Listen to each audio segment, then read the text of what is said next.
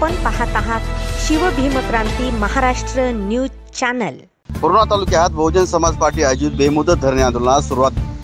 धरणे आंदोलनाच्या प्रमुख मागण्या। पूर्णा नगर परिषद अंतर्गत महाराष्ट्र शासनाकडून आवास योजना चालवण्यात येत होते, त्यापैकी रमाई आवास योजना ही सुद्धा मागील अनेक वर्षापासून चालवण्यात येते।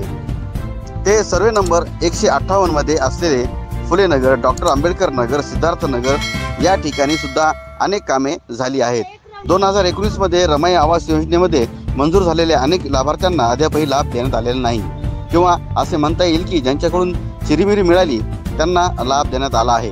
लाभ न देणाऱ्यांपैकी भेटावेस आले की त्यांना सांगितले जाते की 1995च्या वास्तवाचा पुरावा घेऊन या, परंतु आदेशात कोणाचा असे काही सांगितले जात नाही।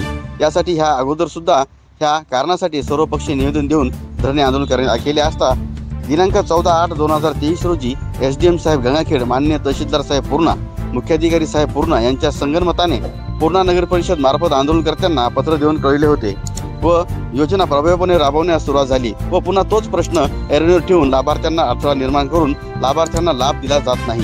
तरी नगर परिषद पूर्णा मुख्याधिकारी यांनी लवकरात लवकर पूर्वीप्रमाणे अटी रद्द करून लाभार्थ्यांना त्वरित लाभ देण्यात यावा, अन्यथा आपल्या पूर्णा नगर परिषद कार्यालयासमोर धरणे आंदोलन हे संविधानिकरित्या आणखीही मोठे करू अशा जाचक-अटी रद्द करण्यासाठी बहुजन समाज पार्टीचे परभणी लोकसभा अध्यक्ष देवराव खंदारे, परभणी जिल्हा अध्यक्ष प्रसन्नजित मस्के, परभणी जिल्हा कोषाध्यक्ष धारबा गायकवाड, गंगाखेड विधानसभा सचिव प्रकाश खरे, पूर्णा शहर प्रभारी चंद्रकांत कांबळे हे पूर्णा नगर परिषद कार्यालयासमोर दिनांक 12/8/2024 रोजीपासून कार्यालयीन वेळेत बेमुदत धरणे आंदोलनास सुरुवात केली आहे।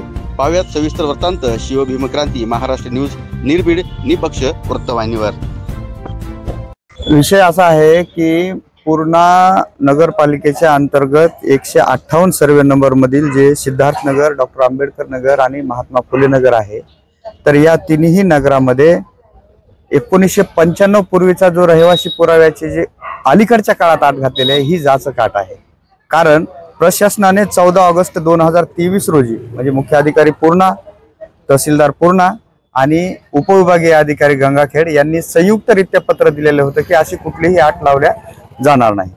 तरी सुद्धा म्हणजे जवळपास 2019 पासून हे लोक या लाभापासून वंचित आहेत। तर 2019 ते 2024 हा जवळपास 5 वर्षाचा कालावधी झालेला आहे, तरी या लोकांना लाभ मिळालेला नाही आणि हे या लोकांवरती अन्याय आहे। दुसरा मुद्दा असा आहे की या ठिकाणी 2010च्या GR नुसार जे 1.5 लाख रुपयाचं अनुदान देण्याचं जे प्रावधान होतं, तर ते शासन प्रशासन 2.5 लाख केलेलं आहे। पण तरीही शासन हे जे प्रशासन आहे हे पालिकेचं प्रशासन 2010च्या GR वर अडून आहे। तिसरी महत्त्वाचा विषय असा आहे की जवळपास जे निधी वितरित केला जातो, तर सर्वप्रथम इथला जो इंजिनियर कोणी अभियंता वगैरे असेल तिथं आल्याच्या नंतर त्या अभियंत्यानं जागेवरती जायमुखाचा पंचनामा करून तिथला स्पॉट पंचनाम्याचा फोटो सादर केल्याच्या नंतर 50% रक्कम त्या लाभार्थ्याला देणं बंधनकारक आहे। तसा GR आमच्याकडे आहे, तर या शासन निर्णयानुसार तर 50% रक्कम देणं अनिवार्य आहे। दुसरा महत्त्वाचा मुद्दा असा आहे की ते बांधकामाचं व्हेरिफिकेशन केल्याच्या नंतर त्याच्यानंतर दुसऱ्या ज्या वेळेला इथं टिप्पणी दाखल केली जाईल त्या टिप्पणीनुसार 40% रक्कम देणं अनिवार्य आहे आणि जो फायनलचा चेक आहे, घराचं काम फायनल झाल्याच्या नंतर 10% देणं अनिवार्य आहे। असं हे प्रशासन न करता हे प्रशासन 5% टप्प्यामध्ये रक्कम देते। म्हणजे परिस्थिती आमची दलित समाजाची अशी झाली की माय खाऊ देना, बाप भीक मागू देना, समाजानं जगायचं कसं अशा परिस्थितीचा आमच्यावर अशी वेळ आलेली आहे।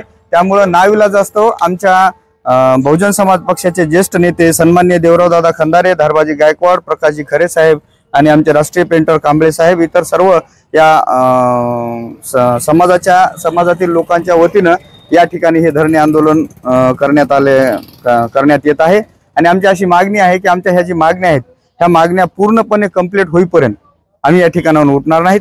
आता जरी कुठलीही प्रशासन पळापळ करीत असेल तरी आम्ही शांत पद्धतीने आणि डॉक्टर बाबासाहेब आंबेडकरांनी दिलेल्या भारतीय संविधानानुसार आम्ही हे आंदोलन करीत आहोत। याच्यामध्ये 15/4 या GR मध्ये 15/4 मध्ये एक असं प्रावधान करून ठेवलेलं आहे की घरकुल निर्माण समिती जी की 95 पूर्वीची झोपडपट्टी म्हणून घोषित झालेली आहे आणि ही जी तिन्ही नगर मी आता सांगितले हे जवळपास कोर्टाने सँक्शन केलेले आहेत, हे झोपडपट्टी धारक आहेत म्हणून।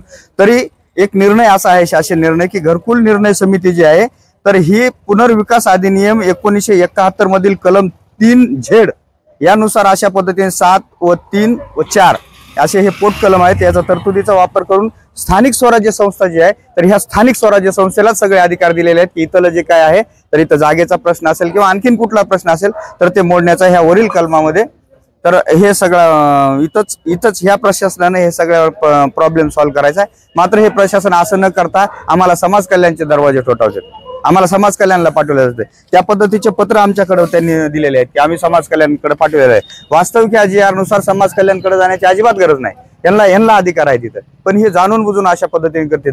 आणि आमच्या ज्या मागण्या आहेत या मागण्यावरती जर आमच्या म्हणण्यानुसार जर ह्या मागण्या जर नाही मान्य झाल्या तर इथून पुढे येणाऱ्या काळामध्ये नगरपालिकेवर बहुजन समाज पक्षाच्या वतीनं भव्य मोर्चा आणि त्याहीपेक्षा जे काही करता येईल संविधानाच्या माध्यमातून अशा पद्धतीचं एक मोठं आंदोलन उभं करून इथले जे काही तिन्ही नगर आहेत, डॉक्टर आंबेडकर नगर असेल, महात्मा फुले नगर असेल की सिद्धार्थ नगर असेल, या तिन्ही नगरामधील 158 सर्वे नंबर मधले जेही लोक राहतात या सर्व लोकांना न्याय देण्यासाठी बहुजन समाज पक्ष आदरणीय देवराव दादा आणि यांच्या नगरपालिका प्रशासन जातीवाद करते असं आम्हाला अजिबात म्हणायचं नाही.